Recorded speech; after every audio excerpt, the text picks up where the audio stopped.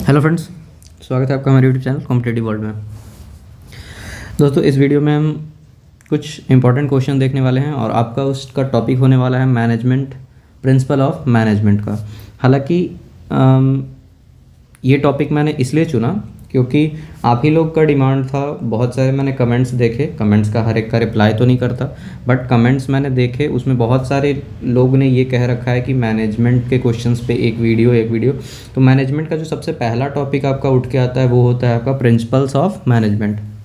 इसके क्या क्या प्रिंसिपल्स हैं वो सबसे ज़्यादा इंपॉर्टेंट होता है इस टॉपिक के अंदर। इसके आगे आप डीप जा सकते हो। सबसे पहला जो टॉपिक उठ के आएगा वो आपका प्रिंसिपल्स ऑफ मैनेजमेंट होगा। उस पर हम लोग सबसे बढ़िया 25 सवाल जो भी बन सकते हैं वो हम इस वीडियो में देखने वाले हैं। MCQ टाइप हैं सारे question, multiple choice questions and answer सारे के साथ में हैं। चलिए स्टार्ट करते हैं। फर्स्ट क्वेश्चन जो होगा आपका वो रहेगा, मैनेजमेंट डील विथ व्हाट?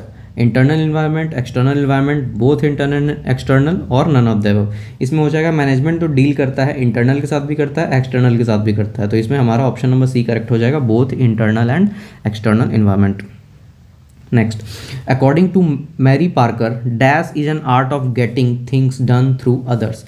इनके द्वारा क्या इनमें से ऐसा है कि आर्ट है वो जो थिंग्स दूसरे से हो जाए? जॉब, बिहेवियर, मैनेजमेंट और बोथ ए बी। तो जॉब और बिहेवियर नहीं है, मैनेजमेंट एक ऐसा चीज़ है कि इनके द्वारा ये कहा मैरी पार्कर के द्वारा कि ये एक आर्ट है, getting things done through others. Others के द्वारा थिंग्स डन हो जाना चाहिए। मतलब मैनेजमेंट में लोग करते क्या, आपको मैनेज करना पड़ता है सारी चीज़ों को। तीसरा, मैनेजमेंट फंक्शन इंक्लूड्स। मैनेजमेंट का जो फंक्शंस है वो क्या इंक्लूड करता है? प्लानिंग, ऑर्गेनाइजेशन, डायरेक्टिंग, कंट्रोलिंग या ऑल द अबव। तो ऑल द अबव होगा, मैनेजमेंट के अंदर सारे चीज़ आ जाते हैं। आपको प्लान करना होगा, उसको ऑर्गेनाइज्ड वे में करना होगा, डायरेक्ट आपको करना होगा। डायरेक्टिंग मतलब आपको इंस्ट्रक्शन देना है कि हाँ इस तरीके से ये काम होना है, इस तरीके से ये होना है। आपको हर चीज़ के ऊपर कंट्रोल होना ज़रूरी है। अगर आप एक अपर पोस्ट पे हो, आपके नीचे एक नंबर ऑफ़ स्टाफ्स या नंबर ऑफ़ ऑफिसेज काम कर रहे हैं, तो आपको सबको देख के चलना है। एक प्लान बनाना होगा कि किस तरीके से काम करेगी, उसको एक ऑर्गेनाइज्ड प्लान बनाना दूसरी बात होगी, उसको ऑर्गेनाइज्ड करना एक दूसरी बात होगी। मतलब प्लान करके उसको ऑर्गेनाइज्ड वे में लेके चलना है। फिर जहाँ जहाँ आपको इंस्ट्रक्शन पास करने पड़ेंगे, मतलब डायरेक्टर के तौर पर आपको डायरेक्ट करना पड़ेगा। और सबसे ज़रूरी बात, आपको सारी चीज़ के ऊपर क्या होना चाहिए? पकड़ होना चाहिए, मतलब कंट्रोल होना चाहिए। तो सारे के सारे ही फंक्शन इंक्लूड होते हैं किसके अंदर से? मैनेजमेंट के अंदर। डैश, नेक्स्ट क्वेश्चन है, dash is known as the father of scientific management. किनको कहा जाता है फादर ऑफ साइंटिफिक मैनेजमेंट? मतलब साइंटिफिक मैनेजमेंट के फादर के रूप में किन्हें जाना जाता है? फेडरिक वाइटेलर, हेनरी फयोल और रॉबर्ट ओवेन या नन ऑफ दीज। इसमें जो ऑप्शन नंबर फर्स्ट है आपके, फेडरिक W टेलर, इनको जाना जाता है फादर ऑफ साइंटिफिक मैनेजमेंट के नाम से। Management is dash in order to create a surplus. Management क्या है अगर इसको इस वे में सोचा जाए, in order to create a surplus. एक आर्ट है and science, both A and B और नन ऑफ दिस। इसमें आर्ट भी में आएगा और साइंस भी आएगा और बोथ ऑप्शन आपके अवेलेबल हैं। तो ऑप्शन क्या हो जाएगा आपका? Both A and B. Next question, management skill applies to managers at. ये जो स्किल्स है वो मैनेजर्स पे अप्लाई होता है कहाँ पे? Middle level in an organization, top level in an organization, executive level in an organization, all level in an organization. तो इसका कोई सा भी लेवल नहीं होता। जब आप एक मैनेजर हो, आपको मैनेजमेंट स्किल सबसे नीचे लेवल पे भी आना चाहिए और सबसे ऊपर लेवल पे भी आना चाहिए। इसका कोई एक लेवल नहीं होगा कि हाँ आपको मैनेजमेंट का स्किल जो है वो आप नीचे हो तब नहीं आना चाहिए, जब आप ऊपर जाओगे तभी आना चाहिए। बहुत सारे मैनेजर के पोस्ट होते हैं, एक मैनेजर के नीचे वो आते हैं, फिर उस मैनेजर के ऊपर भी एक मैनेजर होता है, तो बहुत सारे होते हैं। तो मैनेजर्स में मैनेजमेंट स्किल कहाँ अप्लाई होता है? तो हर एक लेवल पे अप्लाई होगा, ठीक है। All level in an organization में आप हो तो उस ऑर्गेनाइजेशन के आप जिस भी लेवल पे हो, आप पहले नीचे से जाओगे ऊपर उठते बाय प्रमोशन या समथिंग एल्स। अगर आप ऑलरेडी अपर पोस्ट पे ज्वाइन करते हो तो आपको उसमें कोई सा भी लेवल डिफाइंड नहीं है कि हाँ आपको इस लेवल पे ही मैनेजमेंट स्किल की ज़रूरत है या उस लेवल पे। हर एक लेवल पे आपको इसकी आवश्यकता मतलब ज़रूरत पड़ेगी। 7th, dash is the basic reason for its existence. The organizational vision, the organizational mission और द ऑर्गेनाइजेशनल ऑब्जेक्टिव और द ऑर्गेनाइजेशंस CEO। हर एक ऑर्गेनाइजेशन का एक मिशन होता है। मिशन इन द सेंस कि आप एक टारगेट आप मान के चल सकते हो जैसे एक प्रोजेक्ट होता है उसको कंप्लीट करने का, तो वो एक मिशन के तौर पे लिया जाता है कि हर एक ऑर्गेनाइजेशनल मिशन होगा is the basic reason for it existence. मतलब आपको अपने एग्जिस्टेंस को प्रूव करना है, रहना है, तो आपको एक मिशन लेके चलना पड़ेगा। आपको अगर ये जॉब चाहिए तो आपके पास एक मिशन है ना कि इस एग्ज़ाम को हमें क्रैक करना है।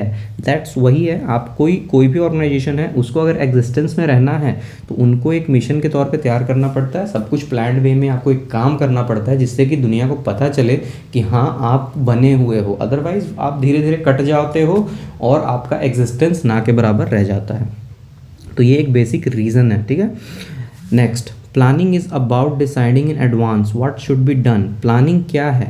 डिसाइडिंग इन एडवांस, एडवांस में डिसाइड करना कि क्या होना चाहिए, ठीक है।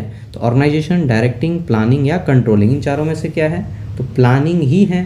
Planning is about deciding in what, तो उसको हम क्या बोल सकते हैं? अगर काम होने से पहले अगर आप कुछ डिसाइड कर रहे हो कि भाई इस काम को ऐसे करना है, आप पढ़ते हो तो आपने आज रात की स्टडी पूरी कर ली, फिर आप कल से एक अपने माइंड में सोचते हो, या बहुत लोग उसको टू डू लिस्ट बनाते हैं कि भाई कल मुझे किस तरीके से दिन को स्टार्ट करना है, ये पढ़ना है पहले, फिर वो पढ़ना है, फिर वो पढ़ना है। उस टाइप से आप पूरा एक सिलेबस रूटीन बनाते हो नेक्स्ट डे के लिए।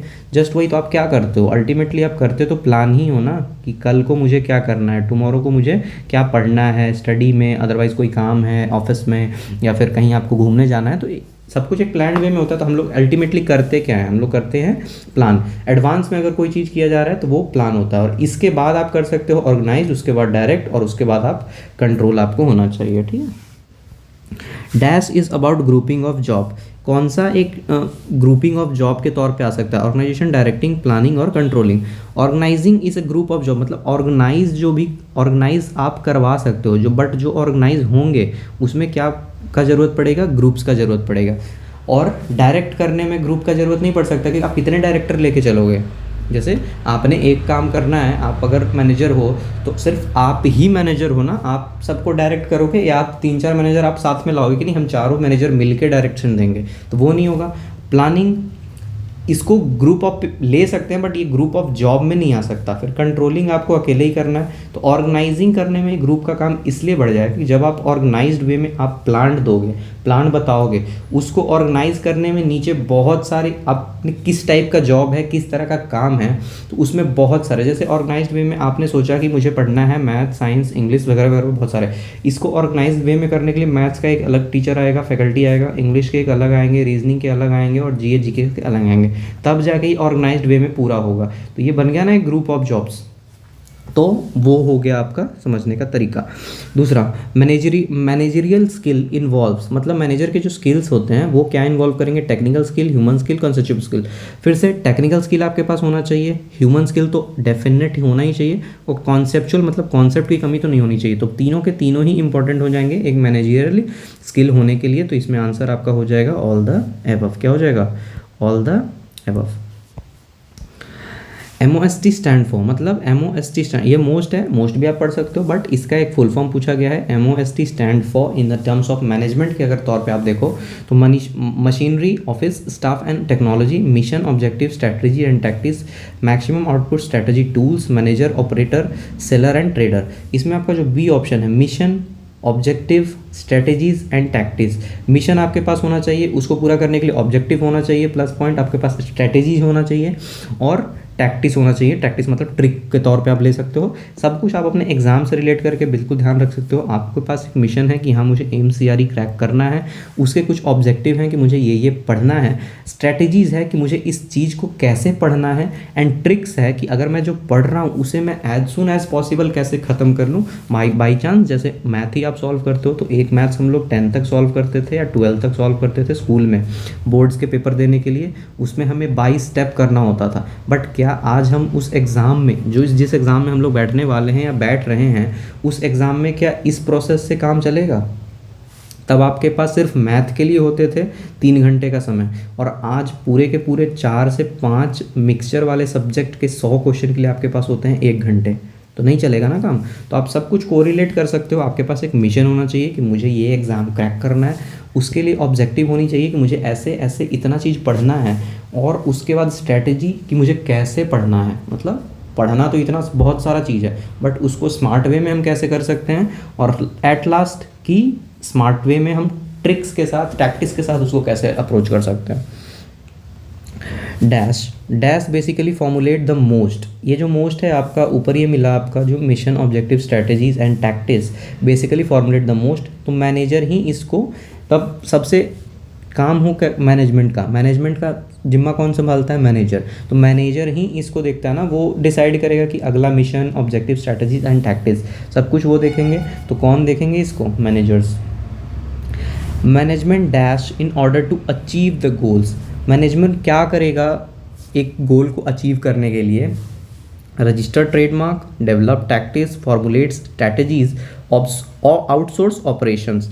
तो किसी भी चीज़ को अचीव करने के लिए सबसे इंपॉर्टेंट क्या हो जाएगा आपका, स्ट्रैटेजीज। आप मान लो कि आपके पास सब कुछ है, आपके पास बुक्स है, आपके पास इंटरनेट है, आपके पास फैकल्टी है, कोचिंग है, सब कुछ अवेलेबल है, बट आपके पास अगर एक प्रॉपर स्ट्रैटेजी नहीं है कि भाई मुझे इस तरीके से इतने टाइम इस सब्जेक्ट को देना है, इतने टाइम इस सब्जेक्ट को देना है, तो इस तरीके से आप जब प्रॉपर स्ट्रैटेजी के साथ नहीं चलोगे तो क्या कभी मतलब हो सकता है, बट टाइम ज़्यादा लगेगा ना, बट हमें कम टाइम में ज़्यादा रिजल्ट चाहिए। मतलब order to achieve the goal, goal को हमें एक फ़िक्स टाइम में अचीव करना होता है, आपको एक फ़िक्स टाइम दिया जाता है, उस टाइम में अचीव करना है। तो सबसे ज़रूरी क्या हो जाता है, स्ट्रैटेजी को फॉर्मुलेट करना, ठीक है।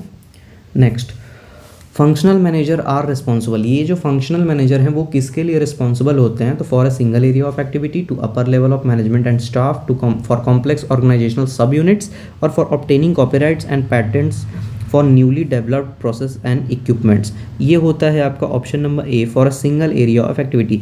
एक एरिया आपको डिसाइड होता है कि आपको इतने ही एरिया में काम देखना है, उसके लिए किस टाइप के मैनेजर आएंगे आपको, फंक्शनल मैनेजर, ठीक है। इस एरिया एक मतलब स्पेसिफाइड एरिया के एक्टिविटी को चेक करने के लिए आपको फंक्शनल मैनेजर रिस्पॉन्सिबल होते हैं। Next, policies are sometime defined as an shortcut of thinking, action plan, substitute for strategy और substitute for management authority. Policies, ये जो पॉलिसीज़ होती हैं वो कभी कभी क्या होती हैं, समटाइम्स डिफाइन, मतलब कभी कभार उनको ऐसे डिफाइन किया जाता है कि वो सब्स्टिट्यूट होते हैं मैनेजमेंट अथॉरिटी के लिए, ठीक है। जो भी मैनेजमेंट अथॉरिटी में बैठे हैं उनके सब्स्टिट्यूट के रूप में पॉलिसीज़ काम कर डिफाइन हो सकती हैं कभी कभी।